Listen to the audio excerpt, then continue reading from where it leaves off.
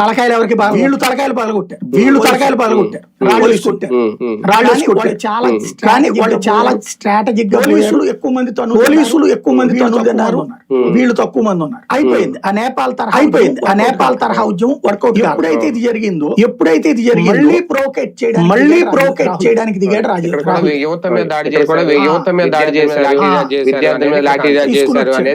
తీసుకుని వచ్చాడు.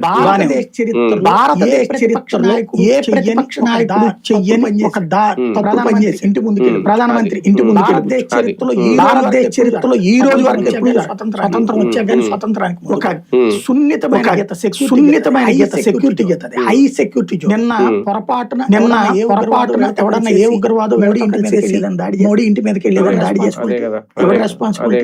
అయిపోయింది. అదొక పెద్ద నిజంగా ధర్మేంద్ర ప్రధాన్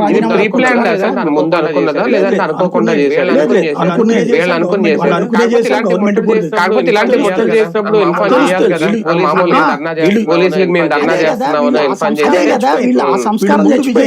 వీళ్ళు ముందు విజయ్ చౌక్ అన్నారు.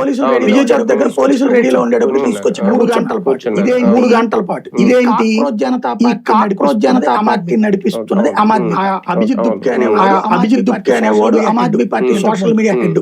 కాబట్టి రేపటి పంజాబ్ ఎన్నికల దాకా ఆమ్ ఆద్మీ పార్టీ